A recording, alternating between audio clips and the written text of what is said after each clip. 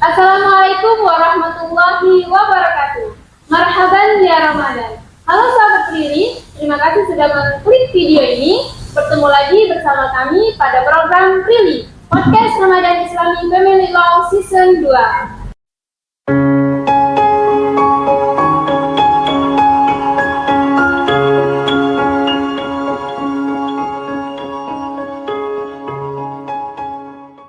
Nah, kali ini berjumpa lagi dengan saya, N. Parmita, dan ditemani oleh rekan saya, Lola Yuanda Rinza. Boleh disapa dong Kak, sahabat yang ada di rumah. Halo sahabat Prilly, apa kabar? Bagaimana nih dengan puasanya? Semoga tetap semangat ya, walaupun dipadatkan dengan aktivitas-aktivitas lainnya. Nah sahabat Prilly, pada podcast kali ini kita didatangi oleh tiga narasumber yang Masya Allah banget, yang sudah meluangkan waktunya untuk menemani podcast kita pada hari ini. Ada Kak Yunita, Ibu Fida, Kak Uji. Assalamualaikum Kak Yunita. Waalaikumsalam. Assalamualaikum Ibu. Assalamualaikum Kakak. Waalaikumsalam. Nah, pada podcast kali ini kita akan berbincang-bincang mengenai etika dan IPK. Nah, sahabat Prilly yang ada di rumah tentunya sudah tahu dong kalau sudah menjadi mahasiswa apa itu IPK. IPK itu merupakan kepanjangan dari Indeks Prestasi Kumulatif, yang mana IPK itu adalah akumulasi nilai semester awal sampai dengan semester akhir. Nah, boleh dong saya bertanya kepada Ibu Fida mengenai penting gak sih IPK itu? Oke, ini sobat-sobat Prilly di rumah. Sebagaimana yang kita ketahui ya, IPK itu kan tadi kata Kak Lola, Indeks Prestasi Kumulatif. Banyak sebetulnya singkatan dari IPK itu bisa. Itu penting kok, ya. IPK itu penting kok. Jadi sebetulnya IPK itu tidak hanya ukuran untuk kita menuju sukses ya. Kita sukses tidak hanya mengandalkan selembar kertas berupa transkrip nilai yang di sana ada angka ya, angka. Memang dari kita anak-anak gitu kan, biasanya kita itu didoktrin untuk menganggap suatu hal itu, suatu angka itu harus besar ya, nilai itu harus besar gitu kan, nilai rapot harus besar, uang jajan pun harus besar ya kan misalnya. Kemudian apalagi, pokoknya semua yang berkaitan dengan angka itu harus besar. Tapi tidak begitu dengan IPK ya. Menurut saya IPK itu penting nggak penting tergantung what do you want to do, apa yang akan kita lakukan setelah kita lulus ya. Tapi selama kita berada di ruang lingkup perkuliahan, saya kira itu sangat penting. IPK itu penting. Kenapa? Ya karena IPK tinggi itu memang banyak manfaatnya gitu. Jadi sangat penting ya IPK itu untuk kita ke depannya. Ya. Nah, kalau dari pandangan Kakak Yunita nih, gimana sih? IPK itu penting nggak sih untuk perkuliahan atau untuk kita bekerja suatu saat nanti? Baik, terima kasih kepada KEN mengenai pertanyaannya. Penting nggak sih IPK itu? Oke, yang mana disampaikan oleh Bu Rafida tadi, yang IPK itu tergantung sama orang yang membutuhkannya. Jadi IPK itu memang bukan segala-galanya, namun segala-galanya butuh IPK. Mengapa demikian? Contohnya nih, selaku mahasiswa pasti ambisius dong untuk mendapatkan beasiswa, lomba, atau pengen menjadi mahasiswa yang kumlot gitu, tamatan terbaik gitu ya. Pasti itu yang kita inginkan selaku mahasiswa. Jadi kalau di bidang beasiswa, IPK itu sangat perlu, bahkan sangat dibutuhkan. Kemudian IPK bukan segala-galanya, tapi untuk mengukur serius nggak sih kita itu sebagai mahasiswa dalam belajar, gimana cara lihatnya? Ya tadi, lihat IPK-nya. Itu sih kalau dari kami, mengapa IPK itu harus dipertahankan. Sepakat sih, karena IPK itu bisa juga singkatan dari integritas perkuliahan kamu, ya nggak sih? Jadi kelihatan kalau IPK-nya tinggi, berarti itu merupakan cerminan kalau dia tuh benar-benar serius kuliah.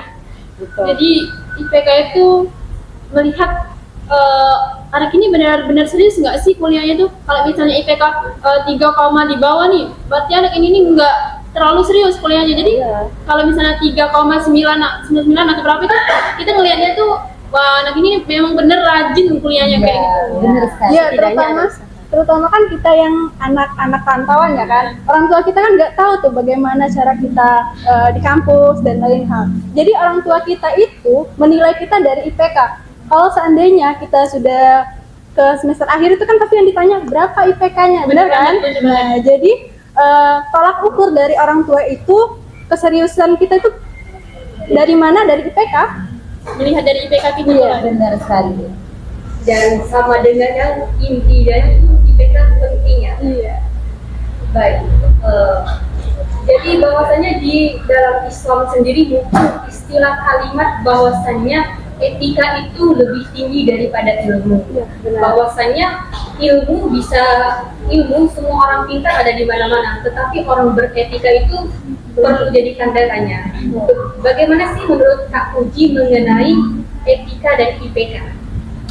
Jadi menurut kakak ya, selama kakak di jenjang perkuliahan ini hanya sekian persen dosen itu menilai dari pengetahuan kita. Kebanyakan dosen itu menilai dari etika kita, cara kita bagaimana sih menghormati beliau, bagaimana sih cara kita dalam belajar kayak gitu kan. Bukan percuma sih, kayak banyak orang yang gagal karena tidak memiliki etika. Banyak orang yang pintar itu gagal karena tidak memiliki etika. Tapi banyak juga orang yang biasa-biasa saja itu sukses. Karena apa? Karena mempunyai banyak etika. Jadi etika itu sangat penting, bukan hanya di dunia perkuliahan, tetapi di dunia kehidupan manusia itu sangat-sangat perlu. Kayak gitu. Jadi intinya kalau kita mempunyai nilai yang tinggi tapi etika kita sama orang itu nol, itu percuma aja. Iya. Orang yang berilmu dan tidak beretika itu sangatlah bahaya bagi dunia. Tetapi orang yang beretika dan tidak memiliki ilmu itu nggak ada dampaknya, ngerti kan? Jadi etika itu nomor 1, baru ilmu. Bukan berarti kita meremehkan ilmu, enggak. Jadi setiap kita ingin mendapatkan ilmu itu harus ada etika terlebih dahulu. Karena apa? Ilmu yang bermanfaat, ilmu yang diridhoi itu adalah dimulai dari etika, ya kan? Adab di atas ilmu. Iya, benar. Kalau tadi menurut pandangan Kak Puji, sekarang bagaimana sih kalau pandangan dari Ibu Rafida? Kenapa sih IPK itu selalu disandingkan dengan etika? Oke. Tidak jauh beda ya dengan yang tadi disampaikan oleh Kak Puji. Dosen itu menilai etika daripada mahasiswanya. Banyak kasus mahasiswa-mahasiswa yang IPK-nya tinggi tapi etikanya minim kepada dosennya, ya. Misalnya dari cara mereka berkomunikasi dengan dosen, kemudian dari cara mereka berpakaian, bahkan cara mereka bersosialisasi dengan teman-teman sejawatnya pun itu sangat minim sekali gitu, yang sangat disayangkan gitu. Mereka memiliki IPK atau nilai yang tinggi tapi etika mereka tidak ada gitu kan. Nah, padahal yang diharapkan itu ya dari nilai yang tinggi itu lahir kepribadian yang baik gitu. Karena itu bukti bahwa mereka itu benar-benar memanfaatkan ilmunya gitu, etika itu ya. Kemudian misalnya kemarin ada kasus mahasiswa yang sangat mengejar sekali IPK-nya ya, sangat mengejar sekali IPK-nya sampai mereka itu menerobos tahap-tahap yang seharusnya gitu ya, sampai menghalalkan segala cara untuk cepat lulus dan memiliki IPK yang tinggi, tapi caranya yang salah, misalnya menerobos tahap yang seharusnya gitu kan, kemudian menghalalkan segala cara sampai ke curangan, misalnya kecurangan gitu. Nah itu hal-hal yang perlu diwaspadai, bahkan harus dihindari gitu.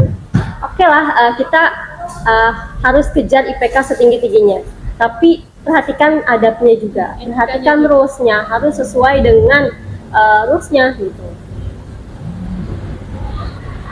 Kalau tadi dari pandangan Ibu Rafida, nah yang ini adalah pandangan dari Kakak Yunita. Kalau menurut Kakak, kenapa sih IPK tinggi itu selalu dibandingkan dengan etika, dengan adab kita? Itu gimana sih kalau menurut Kakak? Oke, baik, terima kasih ya.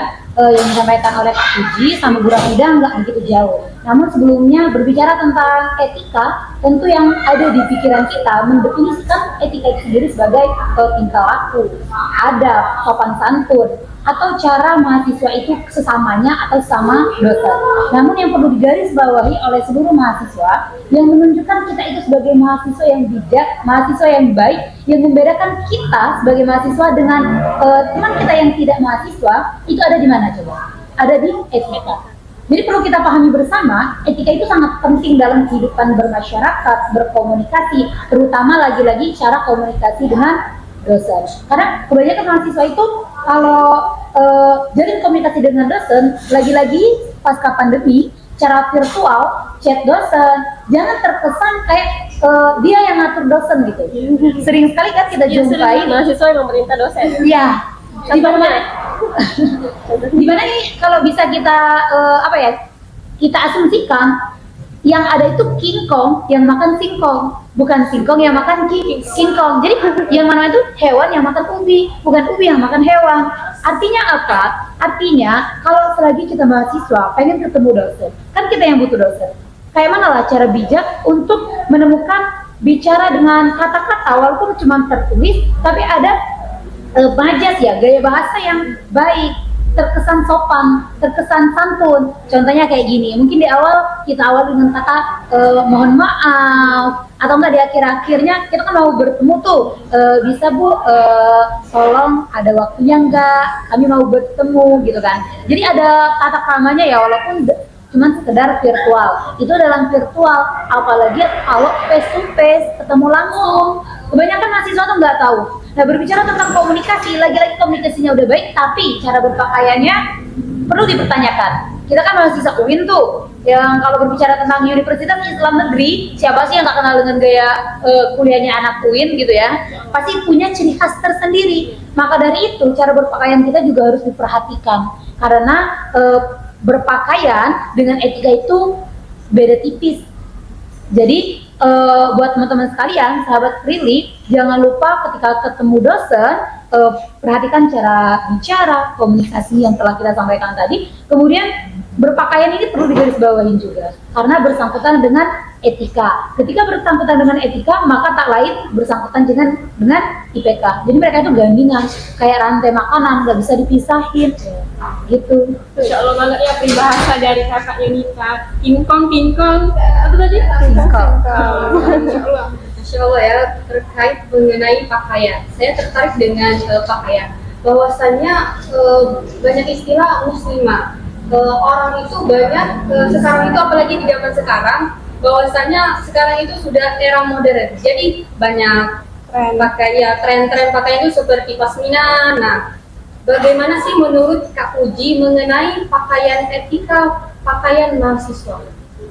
Sebenarnya sih kalau kita ingin mengikuti tren itu boleh, tetapi harus menyesuaikan dengan syariat Islam.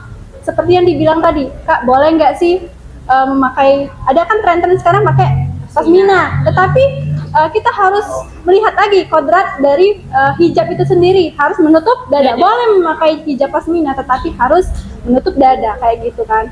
Jadi intinya dari berpakaian itu tadi kan, kita harus mencerminkan bahwasanya kita itu merupakan seorang muslimah yang baik, kayak gitu. Jadi minimal itu menutup dada ya? Ya, menutup aurat lah. Jangan sampai, ada juga kan yang kayak gini loh, dianya berhijab tetapi pakaiannya itu ketat, banyak banget itu. Bukan dan transparan. Iya, dan transparan bahkan. Nah, jadi kayak tren-tren zaman sekarang itu bajunya itu crop top, tau kan crop top? Yeah. Nah, terus disandingkan dengan rok, dianya pakai unrock, tapi roknya itu sangat-sangat ngepres. Ada banyak kan gitu, Bu. Yeah. Jadi bukan percuma, kayak hijabnya tuh kayak hanya bungkusan aja loh, kayak gitu kan. Tapi bentuknya itu kelihatan. Menurut Ibu gimana? Iya, jadi jangan sampai kayak lontong ya. Iya, benar. Jangan sampai kayak lontong. Kalau saya prinsipnya berpakaian itu minimal harus bisa dipakai sholat.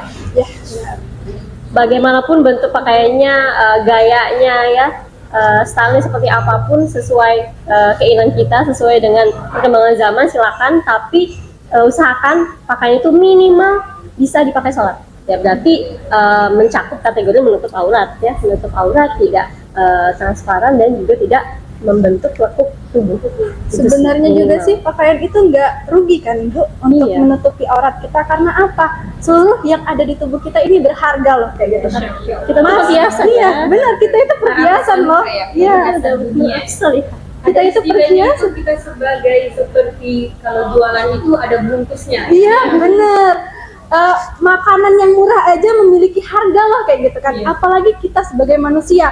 Masa kita Gratis. Iya, gratis dilihatin lekuk tubuh kan. Kalau menurut saya ya kayak rugi aja gitu kan. Secara gratis, secara cuma-cuma kayak gitu. Bener. Wah, Masya Allah nih, nggak terasa sudah di penghujung podcast. Nah, sudah dijelaskan tadi mengenai etika dan IPK, bahwasanya bagaimana cara berkomunikasi dengan baik, bersosialisasi, dan berpakaian dengan baik. Boleh nih dari Ibu Rafida selaku dosen Home-Base HKI, sarannya untuk sahabat Prilly yang ada di rumah. Oke, sebelum saran, saya mau bagi pengalaman dulu sebelumnya ya. Jadi, saya itu tidak pernah senang mendapat nilai 10. Kenapa? Saya lebih senang dapat nilai 9. Kenapa? Karena nilai 9 itu bagus. Tapi nilai 9 itu menunjukkan bahwa kita itu nggak sempurna. Ya kan? Ya. Jadi, itulah, kejarlah IPK setinggi-tingginya, tapi jangan sampai IPK itu atau nilai itu membebani diri kita sendiri. Jadi kejarlah IPK dan tanggung jawablah dengan nilai yang kamu raih itu.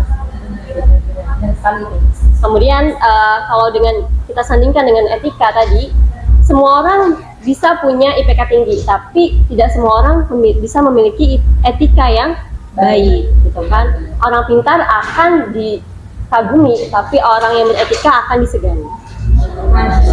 Kalau tadi pesan dari Bu Rafida, sekarang dari Kakak Yunita. Boleh nih kasih pesan untuk sahabat-sahabat Prilly yang ada di rumah, apalagi tentang pakaiannya, etikanya, berkomunikasi dengan dosen. Tadi kan Mbak Yunita menceritakan menjelaskan bagaimana cara baik untuk menghubungi dosen, mengecek dosen itu seperti apa. Boleh nih Kak?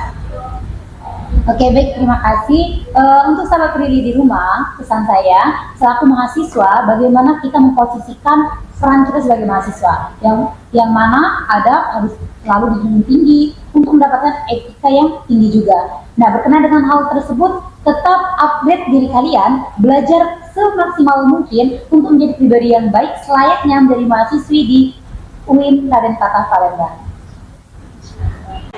Kami selaku host, kami undur diri. Wassalamualaikum warahmatullahi